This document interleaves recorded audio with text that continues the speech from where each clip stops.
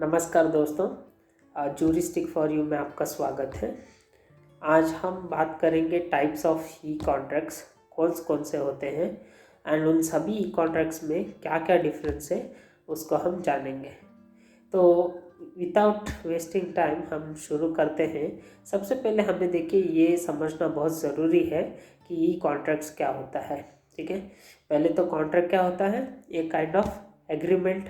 ठीक है, तो अब यही एग्रीमेंट क्या हो गया, ज़्यादा डिजिटलाइजेशन हो गया, लोग इंटरनेट ज़्यादा यूज़ करने लगे, तो एग्रीमेंट्स जो फिज़िकल डॉक्यूमेंटेशन की वजह फिज़िकल डॉक्यूमेंट्स पीछे छोड़ के हमने क्या किया, एक दूसरे को ऑनलाइन जो सॉफ्ट कॉपीज़ भेजने शुरू कर दिए। ठीक है, जो भी हमने ड्राफ्ट किया है एग्रीमेंट वो एज अ सॉफ्ट कॉपी हम सामने वाले पार्टी को भेज रहे हैं, सामने वाली पार्टी अपने कंप्यूटर से सिग्नेचर करके भेज रही है एंड एक पार्टी वो भी अपने डिजिटली सिग्नेचर करके भेज रहा है। एंड इस तरह से वो एक टेक्नोलॉजी का यूज़ करके वो क्या कर रहे हैं, एक एग्रीमेंट में बॉन्ड हो रहे हैं। तो इस तरह के जो कॉन्ट्रैक्ट्स हैं या एग्रीमेंट स्पेसिफिकली कहें तो इनको हम बोलेंगे ई कॉन्ट्रैक्ट्स। ओके, तो अब समझते हैं इसमें क्या क्या टाइप्स हैं। ओके, तो बेसिकली इसमें जो है 5 टाइप्स हैं। ठीक है, तो ई कॉन्ट्रैक्ट्स के 5 जो टाइप्स हैं उसमें से पहला जो टाइप है वो आता है श्रिंक रैप एग्रीमेंट, जिसको हम प्लास्टिक रैप एग्रीमेंट भी बोलते हैं। तो बेसिकली देखिए इसमें क्या होता है, श्रिंक रैप में बेसिकली ये है कि जब आप कोई नया प्रोडक्ट खरीदते हैं तो आप जब भी उसको इस्तेमाल करते हैं तो एक तरह से आप उसको कंसल्ट परमिशन देते हैं कि जो भी कुछ उनके टर्म्स एंड पॉलिसीज़ हैं हम उनको एग्री करते हैं। तो ओके, तो फॉर एग्जांपल मान लीजिए आपने कोई नया फ़ोन खरीदा या कोई नया सॉफ्टवेयर खरीदा है, पेड सॉफ्टवेयर खरीदा है, तो उसको अब आप कंप्यूटर में इंस्टॉल कर रहे हैं। ठीक है, तो जब फर्स्ट मोमेंट पे आप इंस्टॉल करेंगे वो आपसे परमिशंस मांगेगा। वो परमिशंस इसलिए मांगेगा, अगर आप उसे एक्सेप्ट करते हैं तो ही आप उस सॉफ्टवेयर को यूज़ कर पाएंगे। अगर आप उसको डिनाई कर देते हैं परमिशन तो क्या होगा, आप उस भले ही सॉफ्टवेयर खरीदा हो लेकिन आप उसे यूज़ नहीं कर पाएंगे। तो इस तरह से जो कंडीशन होती है जहाँ पे किसी भी चीज़ को यूज़ करने से पहले एक्सेप्ट करना पड़ता है, यानी उस प्रोडक्ट के साथ ही रैप होके आता है वो एग्रीमेंट। जैसे ही आप उस एग्रीमेंट को एक्सेप्ट करते हैं तो ही आप उस प्रोडक्ट को यूज़ कर पाएंगे। तो ये होता है श्रिंक रैप एग्रीमेंट। तो बेसिकली मैं एक स्क्रीनशॉट भी डालूंगा यहाँ पे ताकि आप उसे देख पाएँ किस तरह से होता है, किस तरह से पॉपअप विंडो आती है, किस तरह से परमिशन मांगता है श्रिंक रैप एग्रीमेंट्स में।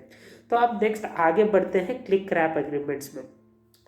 क्लिक रैप एग्रीमेंट क्या होता है, आपने बहुत बार कहीं पे भी कोई भी ऑनलाइन वेबसाइट्स पे देखा रहेगा, कोई भी चीज़ आप परचेस करते हैं या कोई अकाउंट पे सोशल मीडिया अकाउंट में लॉगिन करते हैं तो वहाँ पे एक कुकी यहाँ पे जो रहता है, कभी कभी कुकीज़ पॉलिसीज़ रहता है या कोई एग्रीमेंट रहता है, यूज़र एग्रीमेंट, जिसको आप फॉर्म वगैरह फिलअप करने के बाद में आप कंसेंट करते हो, यानी एक चेकबॉक्स दिया जाता है आई एग्री या कभी कभी आई डिसएग्री करके भी एक चेकबॉक्स होता है। तो जब आप अपने माउस का इस्तेमाल करके उस चेकबॉक्स में आप जो है एक चेक मार्क लगा देते हैं, राइट मार्क लगा देते हैं, तो इसका मतलब एंड सबमिट कर देते हैं, इसका मतलब ये होता है कि आपने उनका जो भी एग्रीमेंट था उसको आपने अप्रूवल दे दिया है, कंसेंट दे दिया है।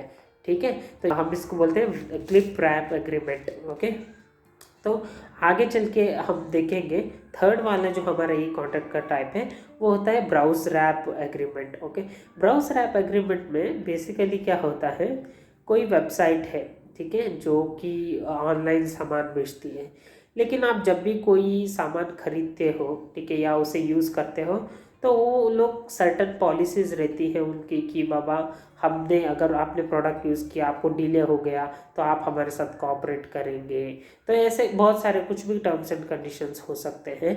तो उस टाइम पे कोई भी प्रोडक्ट बेचने से पहले यूज़र की यानी कस्टमर की कंसेंट की ज़रूरत पड़ती है। तो ऐसे वेबसाइट्स बेसिकली क्या करते हैं, अपने ई कॉमर्स वेबसाइट है फॉर एग्जांपल, तो उस ई कॉमर्स वेबसाइट के लेफ्ट हैंड साइड में या यूजुअली जो नीचे बॉटम ऑफ द साइड जो होते हैं वहाँ पे उनकी जो है ये ब्राउज रैप एग्रीमेंट का पॉलिसी होता है। ये कभी भी आप जब भी कोई प्रोडक्ट खरीदते हैं ना तो वहाँ पे जो है ये कभी भी डिस्प्ले नहीं होता है। ठीक है, मतलब ऐसा पॉपअप नहीं आता है जहाँ पे आप एग्री कर रहे हो या डिसएग्री कर रहे हो, ऐसा नहीं होता है। इसमें बाय डिफ़ॉल्ट वो कहाँ पे, तो या तो वेबसाइट के लेफ्ट हैंड साइड में या तो नीचे right left hand bottom of the side of website जो है वो रहता है।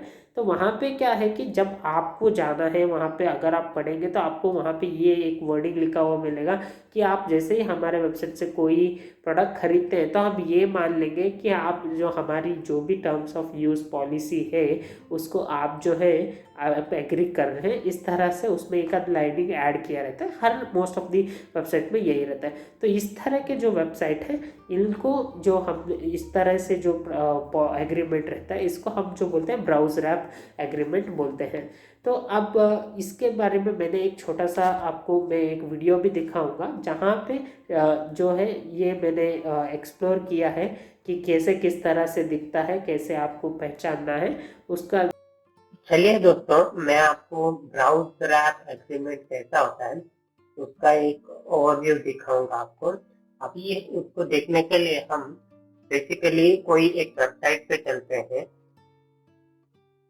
ये जो ब्राउज़र ऐप एग्रीमेंट रहता है, ये किसी भी वेबसाइट के या तो बॉटम में रहेगा या तो लेफ्ट साइड में रहेगा। तो किस प्रकार से होता है वो हम देखेंगे। जैसे अभी मैं गूगल पे आया हूँ तो मैं अमेजॉन इंडिया करके डालता हूँ। तो यहाँ पे हम देख सकते हैं अमेजोन का वेबसाइट खुल गया है। तो हम जब भी ऐसे इसको नीचे पूरा स्क्रॉल करेंगे तो यहाँ पे बहुत सारी चीजें लिखी हुई दिखेंगी आपको, जैसे condition of use and sale, privacy notice. तो यहाँ पे जो condition of use and sale है ये एक ब्राउज रैप एग्रीमेंट की तरह लग रहा है मुझे, तो मैं इस पे क्लिक करता हूँ। ऐसे एग्रीमेंट जो होती है वो यूजुअली कभी भी पॉपअप नहीं होती स्क्रीन पे, लेकिन ये कहीं मतलब वेबसाइट के लेफ्ट हैंड साइड में या बॉटम साइड में लिखा हुआ रहता है और उसको हम कोई भी इतना केयरफुली नहीं पढ़ता है। बट ये एग्रीमेंट में ये रहता है कि कोई भी प्रोडक्ट बेच रही है कोई कंपनी, तो उनका यूजर का कंसेंट, कस्टमर का कंसेंट बहुत इंपॉर्टेंट रहता है। तो उस हालत में जो है वो ऐसे इस तरह से बॉटम में या कहीं पे left hand side of their website जो है वो लोग दिए रहते हैं, जो कि हम पढ़ते नहीं है लेकिन हम परचेज करते हैं।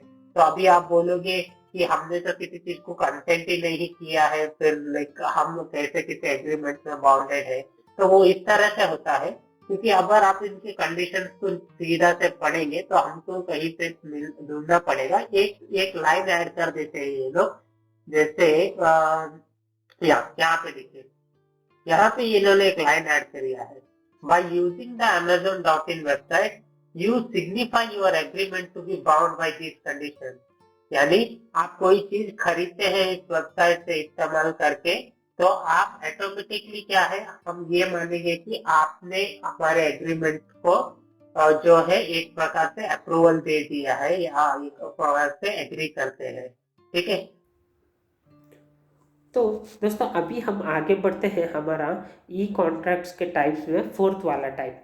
सो फोर्थ वाला टाइप क्या है, बेसिकली ये ईमेल वाला एग्रीमेंट है। तो अब ईमेल एग्रीमेंट क्या बात हो गई, इससे पहले तो कभी हमने सुना नहीं ऐसा हो सकता है। देखिए दोस्तों, ऐसे कोई एक फॉर्मल एग्रीमेंट तो नहीं होता ईमेल एग्रीमेंट का, या लेकिन आजकल हम इसे ईमेल को जो है एक ई कॉन्ट्रैक्ट की तरह ट्रीट करने लगे हैं। बेसिकली जब कोविड-19 आया था तो हर बार क्या होता था कि कोई भी कॉन्ट्रैक्ट बनते उसको एग्जीक्यूट करना डिफ़िकल्ट होता था, क्योंकि जब से भी आपको पता है स्टैंपिंग होनी, रजिस्ट्रेशन होनी, बहुत सारी चीज़ें ज़रूरी होती है। लेकिन बहुत सारी माइनर सी चीज़ें होती हैं जहाँ कि बहुत बढ़िया लीगल कंसिडरेशन हम लोग इतना मतलब सीरियसली नहीं लेते, लेकिन अर्जेंसी रहती है क्योंकि उसको उसको जो है एग्जीक्यूट करना इतना फीजिबल नहीं होता दोनों ही पार्टीज़ के लिए। उस टाइम पे क्या होता है, मैं मेरा कंसिडरेशन एंड ऑफर ईमेल पे शेयर कर रहा हूँ, सामने वाला पार्टी उसे एक्सेप्टेंस दे रहा है, तो इस तरह से एक हम एग्रीमेंट में बन जाते हैं। उसको हम एक ईमेल एग्रीमेंट बोलेंगे या ईमेलिंग एक फॉर्म ऑफ एग्रीमेंट हो जाता है। तो इसको आजकल जो है इसको एक कॉन्ट्रैक्ट की तरह ट्रीट किया जा रहा है, तो इसलिए ये हमारे टाइप 4 में आता है, ईमेल एग्रीमेंट। ओके, तो इस तरह से हमने अभी 4 ई कॉन्ट्रैक्ट्स के टाइप्स देखे हैं। तो आगे बढ़ते हैं हम ई कॉन्ट्रैक्ट्स के लिस्ट में हमारा 5वां टाइप है, वो होता है हमारा डिजिटली साइंड एग्रीमेंट। अब मोस्ट ऑफ द ये कंफ्यूजन है लोगों में कि डिजिटली साइंड एग्रीमेंट मतलब जैसे मैंने मेरा कोई साइन करता हूँ, उस साइन को अगर मैं स्कैन करके डिजिटल फॉर्मेट में कन्वर्ट कर देता हूँ तो लोगों को लग सकता है कि वो डिजिटल सिग्नेचर है। वो डिजिटल सिग्नेचर नहीं है, ठीक है। डिजिटल सिग्नेचर बेसिकली क्या होता है, आपका जो एक सिग्नेचर है वो एक एनक्रिप्शन डिक्रिप्शन के माध्यम के होके वो जो सामने वाले पार्टी को है वो पहुंचती है। फॉर एग्जांपल आपने डीएससी वगैरह का इस्तेमाल किया होगा, या कभी आपने कहीं पे आपको पावर ऑफ अटर्नी वगैरह देना रहेगा, जैसे आप आजकल जीरोदा वगैरह आते हैं ना, तो वहाँ पे आपको डिजिटल सिग्नेचर मांगा जाता है पावर ऑफ अटर्नी के लिए। यानी वो आपसे कब समटाइम्स आधार कार्ड से लिंक रहता है, तो आप अपने डीएससी के थ्रू आप अलाउ करते हैं, यानी उस सिग्नेचर में आपका डेट रहता है, कौन से डे पे किस टाइमिंग के आपने सिग्नेचर, वो एक एनक्रिप्टेड मोड में रहता है सिग्नेचर, ठीक है।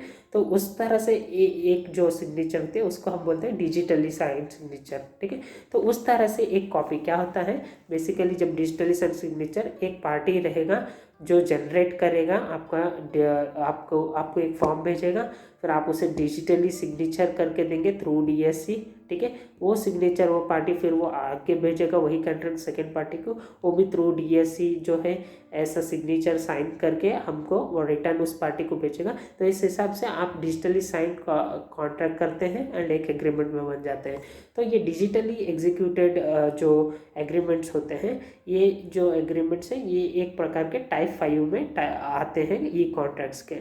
तो आई होप, मैं आशा करता हूँ आपको ये समझ में आया रहेगा कि क्या ई कॉन्ट्रैक्ट के टाइप्स क्या क्या हैं एंड उनका यूज़ कब कब होगा या किस प्रकार से वो होते हैं आपने जानोगे।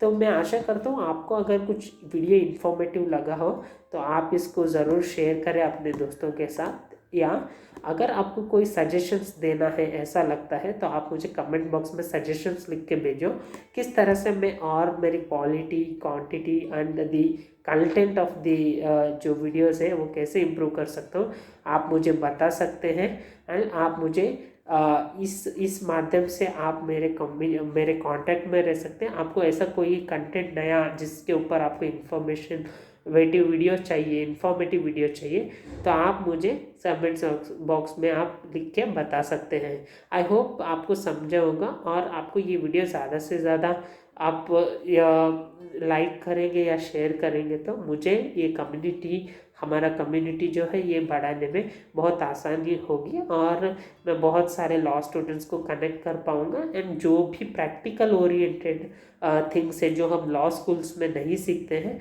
मैं उनके ऊपर और वीडियोस बना के प्रैक्टिकली आपको इंफॉर्मेटिव वीडियोस देने की बहुत कोशिश करूँगा। थैंक यू सो मच ये वीडियो देखने के लिए, आपका कीमती समय मुझे देने के लिए।